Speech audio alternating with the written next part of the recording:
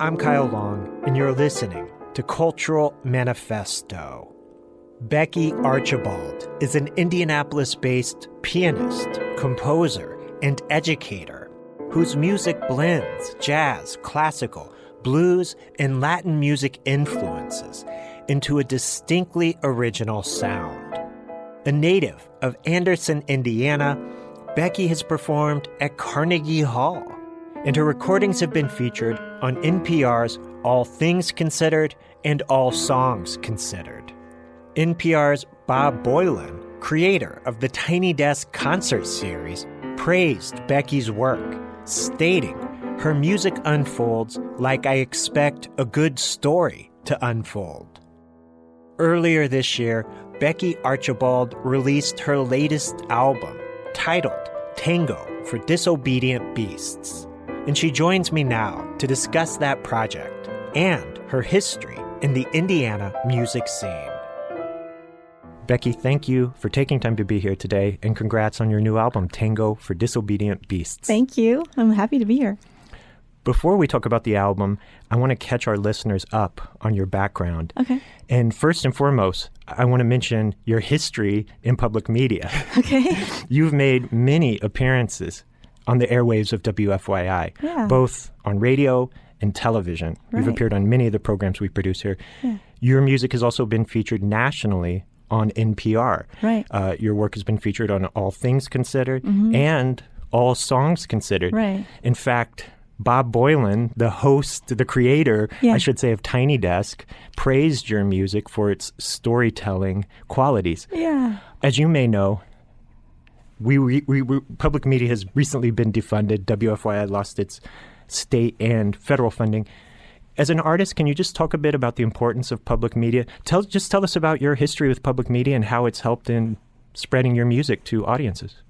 I mean, it was such a thrill to just walk into this station for the first time and be, embraced by so many people. Like Scott Hoke, when you moved into your new offices, he invited me into his office, and there was a poster of me on the wall.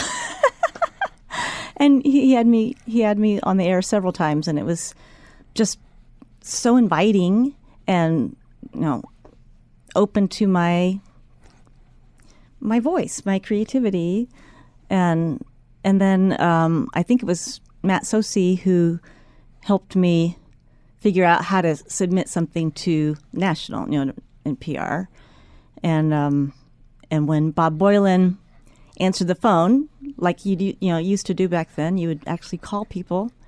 I remember him saying, I'm about 6 weeks behind on listening, and I'm going on vacation in 2 days, so it's going to be a while. And I just remember just sitting there, like, not saying anything. And all of a sudden, he goes, "Okay, I'll listen to it tonight."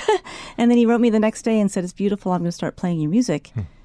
So I remember screaming the first time I heard that it was, going out to everybody. So it's been a big generosity on public radio's part to take someone who is an unknown, totally unknown, and spread the word. Yeah. So it's been wonderful for me. Yeah, there aren't too many national platforms where independent artists can have their music played to a substantial audience. So, yeah. Well, and I got to meet him in person a few times. Oh, cool. Yeah. Well, I'm glad to have you back on the airwaves of WFYI and excited to share this album. Like I said, before we talk about the record, I did want to talk a bit about your background. From what I know, you grew up in a musical household. Yeah. You grew up in Anderson, Indiana? Yeah, I was born there, maybe lived there a year or two, and then moved to Lafayette, and then Kokomo, where I went to high school. So. Right. And I heard your father was a musician in the Kokomo Symphony Orchestra. Yeah. Tell me, I know you played piano at an early age. Tell us a bit about your early exposure to music and growing up in Indiana. There's so many influences, but we had a piano that helps a lot when you have a big toy in your house that makes noise you can bang on. And I guess I was playing a xylophone and figuring things out and then transferring it to the piano when I was about 3. And my mom plays French horn, my dad trombone, and then I have 3 siblings, and they all played either French horn, piano, or my brother played trumpet for a little while. We were all involved in church, and my dad would say, play whatever you're working on for the offertory at church. And we were just, okay, I'm working on boogie woogie piano. That was what I was going to play at church. So just a lot of exposure from a lot of different angles, classical music, church music, like big band. So my parents, anything that was brassy, that's what we had on in our house. And and of course, rock music, I mean, the 70s rock was what I was into. And then eventually, after taking piano lessons, quitting, over the years, I finally took some lessons in college, Anderson University. Shouldn't major in it. I'll do something else. Kept adding more classes. All of a sudden, I'm a music major and a business major. But I had a great teacher who encouraged me to explore new music, music by living composers. I didn't know they existed. I loved it because since everyone didn't know it, if I made a mistake, they might not notice as much as if I was playing Bach or Mozart or something. But it still took a while.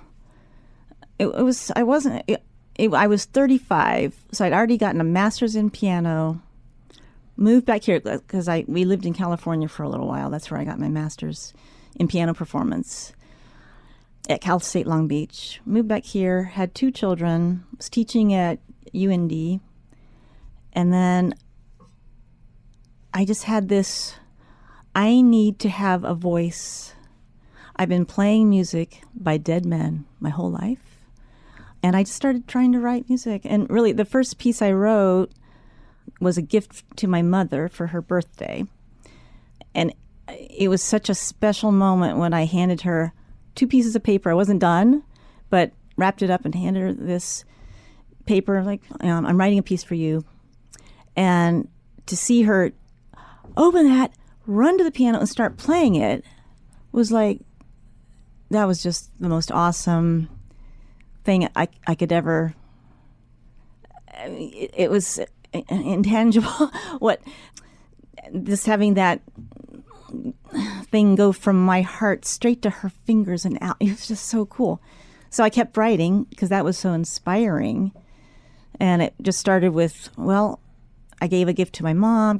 I'm gonna write a gift for my sister for her wedding, and I'm gonna do a gift for this person, and then eventually I started admitting that I was writing to other people.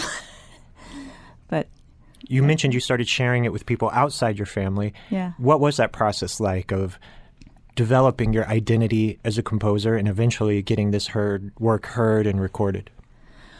Well, my brother said, I want to have a CD. I want to have a recording of your music. I want to have a CD of it. And I said, I don't know how one does that. So I went to the library and I was looking at a book that said how to make your own CD. And as I'm looking at this, I hear this woman behind me say, "Excuse me, are you a writer?" And I was like, oh no, someone knows. Like, yeah. And she said, I'm the president of the Indianapolis Songwriters Association, and we have monthly meetings, and you'd be welcome to come. I would go every month and play my whatever I was writing at the time, and people were steps ahead of me of some had made CDs. So, that was a start, there's layers of musicians. It's not just famous people. There's a lot of in between that I hadn't really thought about before. So eventually I had enough. I'd written 10 pieces and I made it my first CD.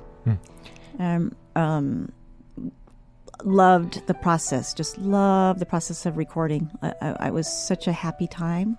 1997, I think is when I made my first one, and just kept going with it.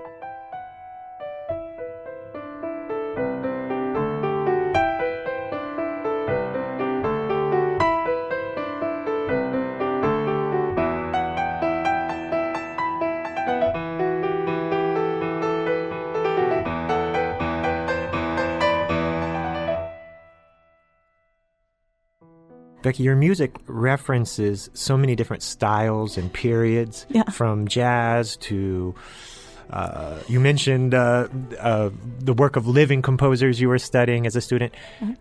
Growing up, was there a particular musician or composer that really inspired you in any meaningful way that you'd want to talk about? Or was it, I loved Gershwin. And when I was 16, I auditioned for the concerto competition with the Kokomo Symphony, with Gershwin's Concerto in F.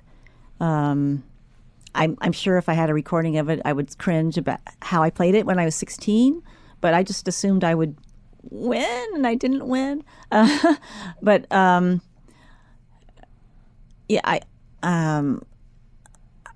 so I liked thickness of sound. I liked jazzy. I liked things that surprised me. I liked. I noticed that as I was playing new music, that when I first heard clashing notes, I would think, "Oh no," and then the more I heard that, the more I loved them, which is good. Training in music, I guess. Just the more you hear something, the more you can handle it. But I guess Gershwin is the one that stands out the most. And then there's all the classical, like Chopin and Beethoven and Debussy, who probably were my most loved composers. Yeah. Gershwin makes a lot of sense. Yeah, he is a merging point between classical, popular, jazz, and many other influences. Yeah. Becky, I want to talk about your new album and play music from the album as well. It's titled Tango for Disobedient Beasts. You mentioned your first album, which I believe is titled Searching, which you recorded in the late 90s. Yeah. Tango for Disobedient Beasts is your 7th album. Is that correct? It is. Oh, my gosh, yes. Yeah. Wow, yeah. Yeah, it's an incredible album. Thank you. And it features you performing in 3 very distinct musical settings. There are several pieces of you performing with a jazz ensemble. There are solo works. And there are also tango-inspired works featuring you in a duo with the great violinist Dean Franke. Yeah. I'm going to ask you about your collaboration with Dean in a minute. But first, talk a bit about the influence of tango on your work and on this album. It's in the title, and the pieces sort of bookend the album. Tell me about that. Yeah. When I had a fellowship with, it's called Religion, Spirituality, and the Arts. Sandy Sasso annually was gathering a group of maybe a dozen artists, multidisciplinary artists, and you would start meeting in September and then meet maybe weekly, and then with the purpose of studying something that you were all, you're learning about some kind of spiritual or religious idea, and then you're all to create something, whether you're a writer, a poet, you're a painter, or I was the musician. Well, the topic was creativity, so, it was anything goes. I can't remember the light bulb that told me, hey, let's just write a tango. I don't remember what signaled that to me, but it just became my, I don't know it. I like learning something new. What is it? What does it mean? I'd never danced the tango at the time, but it felt like a very raw kind of energy that I wanted to explore. And once I hit upon this poem from maybe 100 years ago from a poet from Argentina that's referred to women as obedient beasts, then I was like, oh, now I know what I want to do. I don't want to be an obedient beast. I'm going to be a disobedient beast. And then, of course, that gave me a lot of freedom. And as I'm writing it, I'm thinking, just like, like a term paper or whenever you're creating something, you're like, how do the puzzle pieces go together? How do I fit this idea with that? Is this a different idea? Is this a whole different piece? I don't know. And then at some point, it's like, it's a tango. I need to have a partner.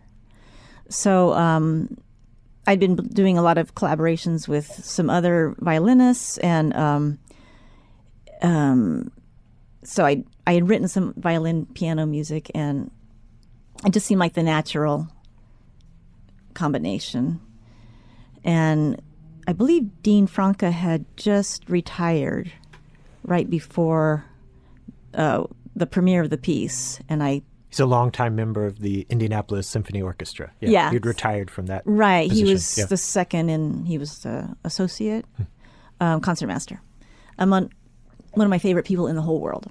And he was available on the particular date that I needed to perform the piece, and working toward finishing it by that point. So knowing that Dean was going to be with me, he actually came over and we would experiment with things before I was even done. But Dean is also an improviser, so I knew I could have space here and there in the pieces where we could just go off, And somehow, when there's a deadline, you can work toward it, and we got it done. And actually, WFYI came and filmed it. It's on YouTube, right? It's on YouTube, and it was fantastic. It was a very happy performance. Yeah. Yeah. I'm going to play the track Tango in a Heartbeat, which is at the center of the album. Okay. Anything you want to say about this piece before we listen? That's probably for some reason, it's the hardest one to talk about because I can't remember the whole process of how it came about. I know that it felt like a tango, even though the beat is definitely a heartbeat, which is where the title comes from. And it's so full of angst. Yeah. So full of angst. And then I love how we take turns with these different motives. That sometimes when I'm writing something, I think, oh, I love it. I want the piano to play it. And then I think about the violin playing it. I'm like, that's got to be for the violin. I got to play something else. Oh, and then we kind of switch back and forth. So that's kind of fun. We get to both play each melody, and they kind of overlap beautifully. And there's definitely a lot of Dean in it because some of the improvisations turned into actual things I wrote down.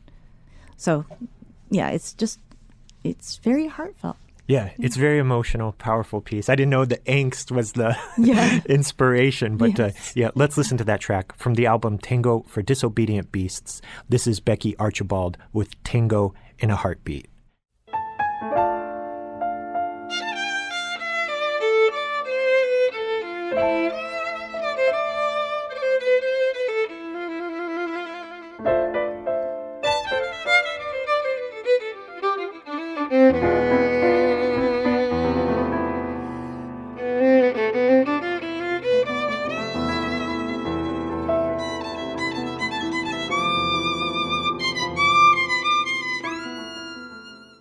I'm Kyle Long, and you're listening to Cultural Manifesto.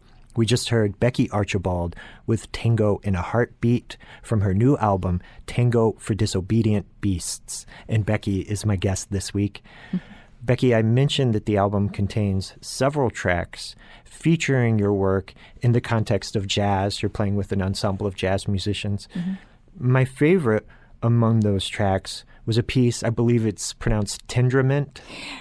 Yeah, it's hard to say it because I've been studying my French, my Duolingo French. Oh, it's French. Then I butchered it then. No, yes. it's okay. It's you say that, you kind of say it through your nose. Tendrement. Yeah, tendrement. Okay. Yeah. I read that this was inspired by Pat Metheny. Yeah. Is that right? Yeah. It's an incredible piece. Oh, thank and you. And that Pat Metheny quality immediately came through when I was listening to it. Yeah. So I just, and I meant to write down what the name, it's an interesting title of one of his pieces that I just heard a few notes, and I wanted to reharmonize those 3 or 4 notes in something with an interesting title. I can't think of the name of it, but I'm so glad that you noticed that one, and that one is the smallest ensemble, just three I know, of yeah. us. Yeah. Tell us about the jazz musicians featured on this record. This is as you mentioned, just a trio, but you have, I think, a quintet on the record, right? So for this track, it's Fred Withrow and Sandy Williams, who are just the best teammates, people I can learn from. I mean, it's just an honor every time I get to play with them. I learn so much. And we had just... Actually, I think we had just performed the piece at Eskenazi Hospital, which is where I met you a while back. And Sandy texted me afterwards and said, "We need to record this one immediately." Tendrement. Tendrement. Yeah. I'm not supposed to say the T. So that was like, wow, Sandy says it. We're going to get to the studio right away. So, all the other tracks are bigger. Either we've added drums or drums and saxophone. And I wanted something because the three of us often do things together, and I wanted something, at least one track with just the three. But I have Jim Farrelly, who's amazing saxophone player. Just every idea that comes out is full of beauty, and then I have Gene Markowitz on drums, and he does a fantastic job. He's so much fun in a room, to play with. So it's a combination of either all five of us or there's different groupings. Sometimes it's four. There's one track where it's sax without the guitar, and there's one with its guitar without the sax. So I wanted to mix it up a lot.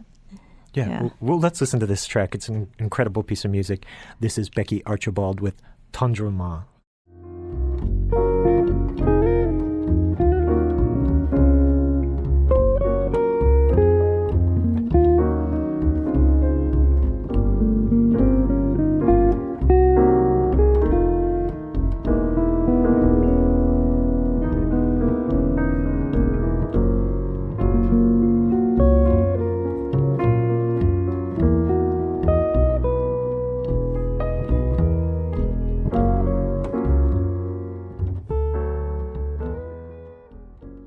I'm Kyle Long, and you're listening to Cultural Manifesto. We just heard Becky Archibald with Tendrement off her new album, Tango for Disobedient Beasts.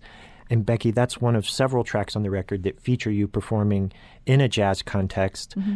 That's not your background. That's not your training, right? You didn't go to school to study jazz or improvisation. Right. How did you enter into that world? We talked about your entry into the world of composing through writing a piece for your mom's birthday. How did you happen to start collaborating with jazz musicians? Well, people kept saying, you're a jazz pianist. And I'm like, well, I'm kind of jazzy, but I really don't understand jazz. I'd like to. And then I got a grant from the Arts Council. And I used it to study jazz, and I got to go to France to a jazz school for adults. It was like a camp. I mean, it was age 16, and there was an 83-year-old drummer there. So there was a wide age range, and from all different countries. Right before that, I did a few private jazz lessons, and also went to a workshop in town.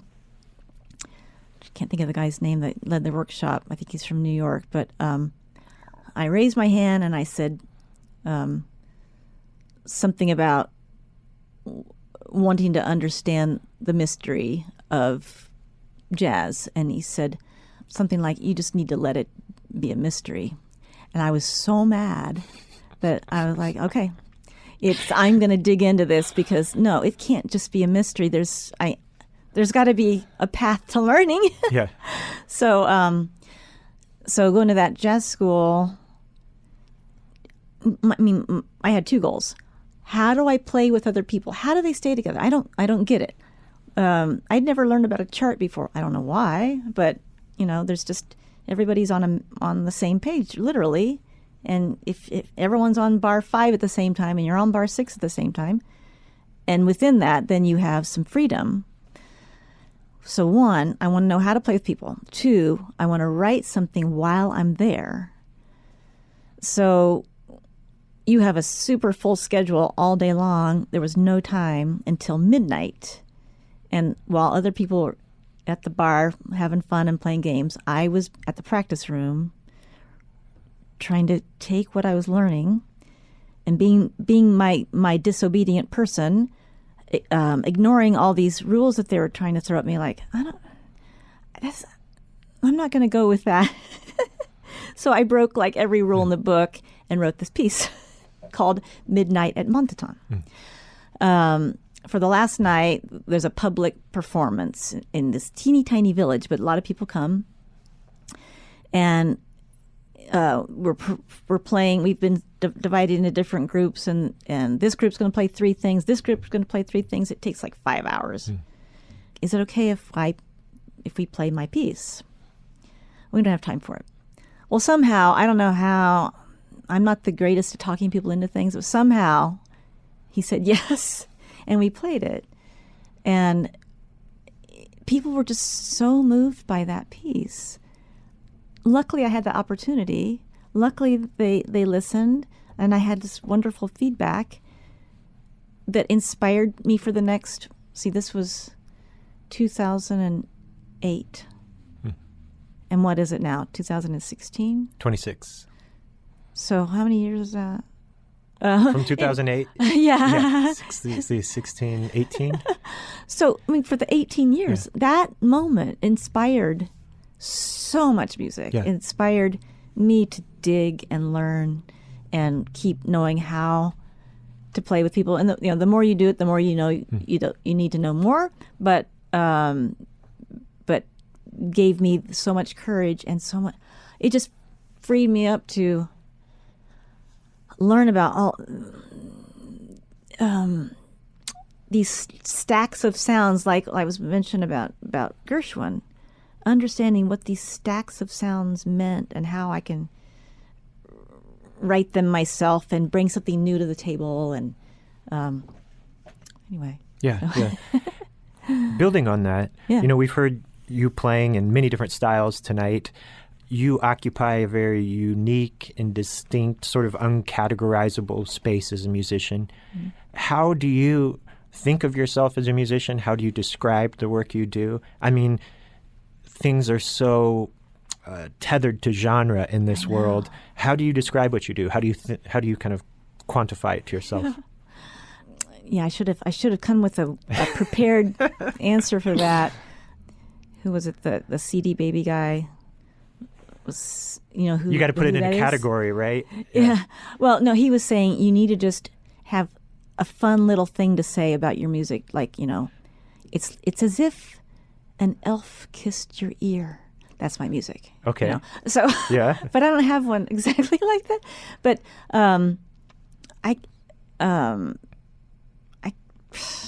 everything sounds so.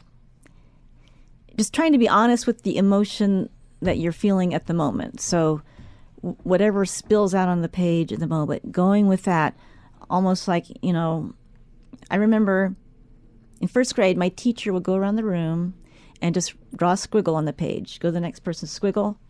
You probably had that in school too. And you have to take that squiggle and you have to figure out how to make something with it. And I feel like that's my job, is to throw out some squiggles, work with what I have, whatever it turns into, and believe in it, and make beauty out of it. So they are very different squiggles, and that's something I'm proud of, is that I can't say, Searching, my very, very first composition I wrote for my mother for her birthday, that worked. So now I'm going to write every piece 8 pages long, in this certain key, and it's going to do this and that. I don't have any kind of formula, and because of that makes my work hard, but also makes my work pretty honest. That word honest that people use in the creativity field. So I'm working with a new squiggle each time and letting it become what it needs to become, and not forcing it into something that worked before. Yeah, yeah. You're not squeezing it into any kind of format, and you've done very well following your own vision, right? Thank you. It's taken you pretty far. Becky, I want to play another track from the record, and some of my favorite pieces on the album are the solo piano works. Oh, wow. And I want to end with one of those tracks. We're going to listen to the piece Nocturna del Dia, which in the liner notes it says it was inspired by the Nocturnes of Chopin. Yes. Is that correct? Tell us about this piece and just sort of the solo pieces we hear on the record. Okay. This is another one that's it's hard to explain. It twists and turns in so many different directions that there's a place in the middle that feels like fog, and you get this on the page and you're like, is this too foggy? But it needed that feeling in the middle for it to kind of go through, I don't know, a hibernating process and then come out of it in a fresh way. It's a hard one to explain. And the title's sort of funny because a nocturne is a night piece and Nocturne of the Day is kind of, like I was kind of trying to be a little bit off kilter with the title. But to me it's very intimate and touching. And that foggy part is very enjoyable to be in the fog as I'm playing it. That's just reminding me of I started this blog about creativity, and one of them was like, how does an idea happen? And you have to let yourself be in that foggy area, and that's really what's in the middle of the piece. Yeah, that's interesting. Becky, I know you recently suffered an injury, and that's sort of interrupted your plans for sharing this album, playing shows. But before we go, are there any upcoming plans? Anything you want to share with our listeners? Fame and fortune. Yeah. Let's see. And putting the album together took me so long because I have a lot of pieces that I haven't even recorded yet. So I'm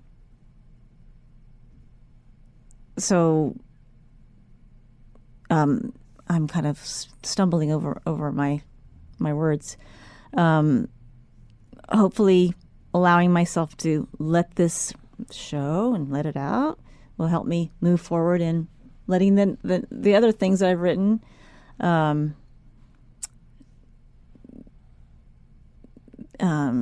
be displayed, I guess. So there may be more music coming soon. I know it's been over a decade, right, since you released an album. Yeah, I don't know how that happened. I mean, the pandemic didn't help. Yeah, that threw a lot of plans. Because off course. I was planning on releasing an album that year, but it wouldn't have had Tendrement on it. Yeah, so anyway. But there's more music coming soon. Yeah. Any final thoughts you want to share before we go, Becky? Probably, but they're not coming to my mind yet. That's all right. But I appreciate seeing you. It's been so great to be here. Yeah, the album is incredible. I appreciate you being here to take time to share it with our listeners. And we're going to end with one of your beautiful solo piano works, Nocturna del Dia. Thank you so much, Becky, for being here. Thank you, Kyle.